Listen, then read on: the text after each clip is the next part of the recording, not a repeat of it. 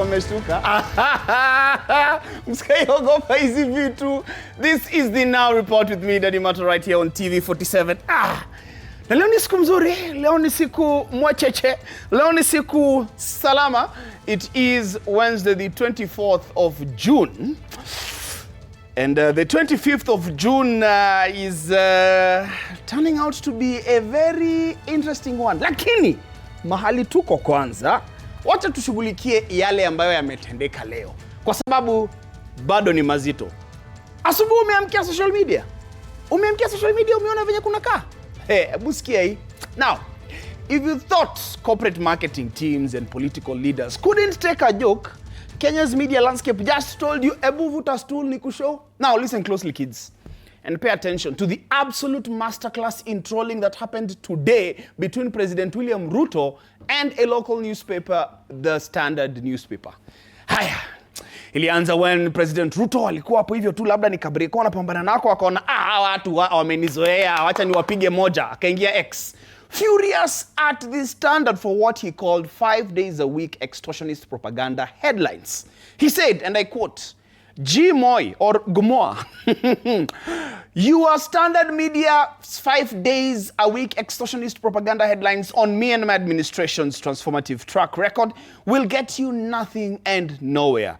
Blackmail to yield to your greed? Never. Kenya belongs to all Kenyans, not you alone. Jaribu 8 days a week. Do your worst. Now, normally, corporations would call a PR crisis meeting. Lakini kids, we are talking about a masterclass here. The Standard's marketing team ni nani? They apparently looked at the calendar and decided the laws of time and space were merely a suggestion and said, you know what? Let's give the man what he wants. Godha, alafu Godha tena. The Standard wakaangusha hii. They literally printed a brand new campaign announcing, due to overwhelming demand, we are printing the Standard 8 days a week. And the absolute chef's kiss at the bottom. The caption, orders from above, LOL. They even included the laughing emoji. Now, they followed it up with an AI picture of what looks like the president, very clever of them, smiling while reading their paper, proudly declaring even the president reads the Standard. The irony here is so thick you could cut it with a machete. The president tried to question their printing schedule, and the Standard turned it into a brand new day of the week. Kenya has officially invented an 8th day just to spite the executive office. Na tunataka kuhama Kenya. Aje. Now, the Constitution gives its citizens a mandate for freedom of expression, according to Article 33 of the Constitution of Kenya. That's why even the president has himself, to express himself, he has that freedom of expression. Sidhani ni wewe peke yako. Haya. Tuko hapo tunapambana na hiyo gazeti, unaona, you can tell hapa kuna ka AI kidogo imefanya kamambo kidogo, but watu wako na nguvu, watu wako na bidii, watu wako na guts. Now, tuko na a textbook example of logic completely leaving the chart. Na inatoka Kisumu. Now, as the country prepares for tomorrow's anticipated Gen Z anniversary demonstrations, a group gathered in Kisumu to send a very clear message. Stop the demonstrations. Aya, hebu hold that thought kwanza. Shikilia hapo. Umeshikilia? Aya, sawa. Now, the Nairobi Regional Police Commander, Issa Mahmood, has said police have not yet received any formal notification regarding the planned Gen Z demonstrations scheduled for Thursday, June 25th, saying that security officers have only learnt about the planned protests through social media discussions and online mobilizations. That was before the CS Interior, Bwana Murkomen, said that, oh yeah, by the way, tumepata notification. Not received any formal notification from any quarters in all the police stations within Nairobi and the neighboring counties. That means we are not aware of anything. The alleged commemoration, because I'm not aware of anything. The alleged commemoration, we told is supposed to take place on 25th. So I appeal to the parents to restrain their children from coming to town and doing unlawful activities. That will be dealt with. Anybody who goes outside of the law, the police will be there to ensure that that does not happen at all. The officers have been briefed enough. They know the law. But again, you're also asking Kenyans to remember that it's our country. Whatever that we do, we always must remember our country first. The issue of legality of tomorrow's, remember that the question you had posed to the regional commander was whether the Inspector General of Police has been notified. The procedure in the Public Order Act is to notify the OCS in the police station. Finally, that has been confirmed, that notification has come from some families and citizens that they would like to carry out peaceful protests tomorrow. So there is no question. However, even in that case, Ding, ding, ding, ding, ding, ding. Notification received. Haya. Mara no notification, sasa kuna notification. Well, good. We're on the same page. Haya. Unakumbuka ile kitu nilikuwa nimesema mushikilie? Ile story ya Kisumu? Haya, hebu nirudishieni. Haya. Wacha turudi huko. Now, the way our Lake brothers and sisters decided to deliver this anti-protest message is quite odd. Yes. Those are Kisumu residents telling the youth not to go out and march tomorrow. And the best course of action was to go out and march today. Literally staging a demonstration to tell people that demonstrations are counterproductive. Do you see the irony? I mean, they walked down major streets carrying placards and chanting, essentially trying to prove that the best way to keep the roads clear and peaceful tomorrow is by blocking the roads and making noise today. Now, it's a masterclass in fighting fire with fire, or in this case, fighting a match with another match in June. But the irony doesn't stop at the logistics. The campaign was heavily promoted as an initiative by the local youth to discourage other young people from joining tomorrow's movement, which brings out a rather obvious question. Who exactly is defining youth? I mean, in these mobilizations, in what is seen from the video and photos, they seem not to only advocate for Gen Zs not to march, but also for peace across the country in all days. As seen from them waving two fingers in the sky, na sioti wana dance to bazukizo, but a sign popular with a generation, meaning peace, peace on earth and all goodwill to men. Now, as Kisumu settled down tonight, the pre-march analysis is officially complete. Kuna a group that has successfully held a protest to try to stop a protest led by individuals who might be stretching the definition of youth just a little bit. Tomorrow's actual anniversary marches haven't even started yet. But the logic of the counter movement has already tripped over its feet.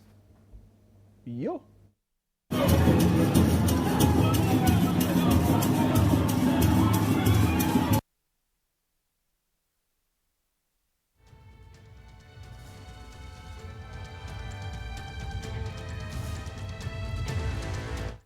Now, in the gold mines of Mongboalu, the epicenter of Democratic Republic of Congo's 17th Ebola outbreak, artisanal diggers are forced to risk their lives daily, choosing the threat of a deadly virus over the certainty of starvation. The outbreak, which has officially been declared a public health emergency of international concern by the World Health Organization, has claimed more than 250 lives nationally and infected over 200 people locally. The crisis is driven by the rare strain Bundigubyo strain, a highly contagious species for which no approved vaccine or specific medical treatment currently exists, compounding the emergency.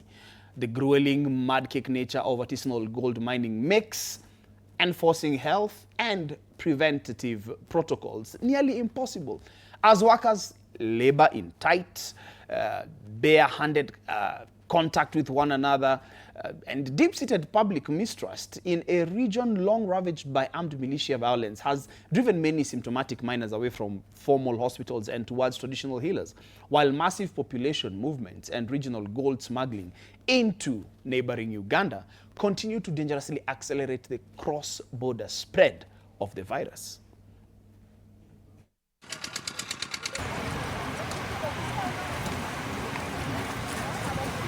Ebola inaharibisha sana kazi ya kuchimba oro juu ya materiere ya kuchimba nayo oro.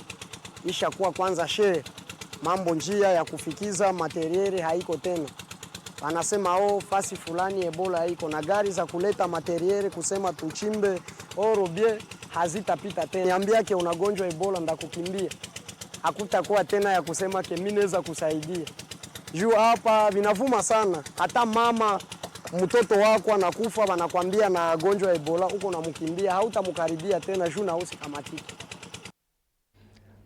And still on the Ebola crisis, the global risk from the Ebola outbreak centered in the DRC remains low. The World Health Organization Director General Tedros Adhanom Ghebreyesus stated on Wednesday, following confirmation of a case in France. The French case involving a doctor who recently returned from a humanitarian mission in the DRC serves as a stark reminder of the immense dangers faced by frontline healthcare providers. French health officials confirmed that the doctor has been securely isolated at a specialized treatment facility and remains in stable condition, while strict contact tracing and mandatory 21-day home isolations have been launched for anyone potentially exposed.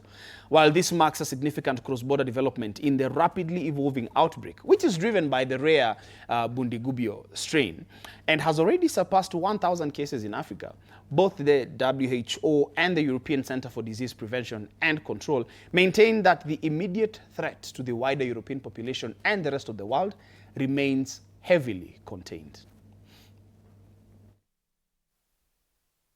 Today, France reported that a health worker with the NGO Alima, who returned to the country after caring for an Ebola patient in DRC, tested positive for the virus and is now being monitored and receiving care.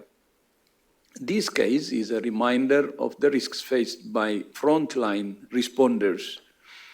Almost 80 health workers have been infected, highlighting the risks they face and the importance of strengthening infection prevention and control. Still, the risk to the rest of the world remains low. Now, in light of this, maybe the question we can ask is, ile facility ilikuwa inajengwa Kenya, kutaendaje? Moving on to the next story. Sitaki kukujiwa, nimeuliza tu swali. Sawa, nimeuliza tu swali tu, naomba tu tafadhali nijibiwe. Now, after hii story nawapea sahi, nataka mvute kazi all your data analysis, chomeni hizo tactic boards na mdelete your fantasy football apps. Yes, ninaongelesha nyinyi watu kamera mmeketi hapo. Ninaona. Najua mko na hizo. Mnajua mko na hizo apps. Because it turns out everything we know about professional football or even professional sports in general is an absolute lie. Normally, top-tier football clubs spend hundreds of millions of dollars on sports science, cryogenic chambers, na complex geometric passing lanes. But one Ghanaian spiritualist has completely disrupted the 2026 World Cup na uzi moja na padlock. Yeah. In an absolutely legendary video, the famous Ghanaian spiritualist Nana Kwaku Bonsam revealed his exact tactical plan to stop England before their big match last night. He didn't study game film. He didn't analyze the Three Lions' defensive weaknesses. Ali print out a photo of England captain Harry Kane, na akafunga kamba around it, locked it with a padlock, and dropped England's star striker kwa a wooden box. Yeah. Think about the sheer unadulterated irony of this. Hurricane has spent his entire life training. Amewatch his diet. Cardio amepiga. Anarauka 5 a.m. and moved all the way to Bayern Munich just to stay in peak form. Completely unaware that his boots were spiritually disabled 3 days ago by a man sitting in a shrine in West Africa. Kama unafikiri hili kwa joke, hebu explain to me how the match ended in a 0-0 draw after Hurricane somehow missed sita ingine muro kwa dakika 87. It wasn't a bad bounce, ilikuwa amewekewa kamote. But the best part of the video, the sheer politeness of the spiritual extortion. After keeping Kane trapped in a box, the shaman decided to graciously unlock the padlock and untie the rope just in time for his next game. He literally looks at the photo and says, and I quote, "Hurricane, don't be offended with me. We are friends. You understand? I am releasing you today." Imagine. Hey man, no hard feelings about trapping your soul in a drawer for the weekend. We are still cool for drinks later, right? That is a level of customer service you don't see in modern football. Yo! He wrapped up his presentation by looking right into the lens, declaring that nobody, and I mean nobody, is scoring against Ghana while he's on the clock. And then, in the ultimate corporate power move, he drops his actual live WhatsApp number. Yo! Because, kwa nini ungoje scouting report when you can just text the spiritual accomplice department? A spiritual way. I'm the most powerful spiritualist in the world. You know what we want? You see Hurricane, I tie him. Now I'm going to release Hurricane so that next match, with their next match with the opponent, he can score. I tie him with this one. Hurricane, I'm losing you so that don't be offended with me. We are friends. You understand, Hurricane? Hey, the money now say. Careful. Hurricane, I lose you. You see? I lose it. So next match, Hurricane, you're going to score. Bye-bye. Bye, Hurricane. You are my friend. You understand? My number is +233 540 7373.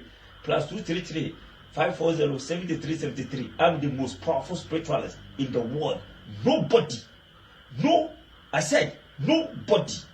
You see, Hurricane cannot score Ghana. You didn't see it. It's not just the audacity for me. It's the fact that in case uko umesikia hiyo WhatsApp number vizuri, wacha nirudie tena. +332 Aki, pole nimecheka. Pole nimecheka. Sitaki kufungiwa nyota yangu. Tafadhali. Naomba. Please. Mtu asimuonyeshe hii video. Acha tu niendelee na kazi yangu. Now, despite the constitutional 2/3 gender rule, reports show that women in Homa Bay County face a grueling uphill battle achieving equal political representation. Several female candidates from the 2022 general election revealed facing severe intimidation and heavy financial constraints, which forced some to withdraw from the battle entirely. To shatter these systemic walls ahead of the 2027 polls, the Social Justice League has stepped up with capacity building programs, training aspiring female leaders on strategic fundraising, public speaking, and manifesto development. Local leaders are urging women to build resilience, while civil society advocates stress that men must also be brought into the conversation to successfully dismantle a hostile political culture and realize true equity. What else? Why else do you go to the market as well? We also have thieves. This evening, at that moment, no. One of the challenges that I faced as an aspirant in the last general elections, one was limited resources, because politics comes with a lot of financing, and the other thing was pegged on patriarchy and the social norms that are there that normally discourage women from really actively participating in governance and politics. We've been taught about financing for the politics, how we are supposed to communicate in politics, how we are supposed to also look, ensure that we are safe as women, because women tend to face a lot of violence during the electioneering period. Women are more vulnerable in politics because this country is patriarchal insecure. That means the men are thought to be the one to be leaders. But they think women are supposed to be in the kitchen, cooking and other things. And also women, when they are known to be weak gender, so they are. Alright, na hadi hapo tumetamatisha ya leo. Sina mengi zaidi ya kusema. Wacha niende. Najua nilianza nikimistep kidogo. Labda huo jamaa wa Ghana alikuwa anajua nitaenda kuongea matope. Wacha tu mimi nitoke niende tu zangu. Nikalea watoto wangu tu nyumbani vizuri. And in case you're going out tomorrow, I can only hope and pray that you're going to stay safe, protect yourself, protect your family, and if you are going to go for the demonstrations, be on alert. And I hope nitaona hapa hivi kesho. Hadi hapo tumetamatisha. Simkae poa.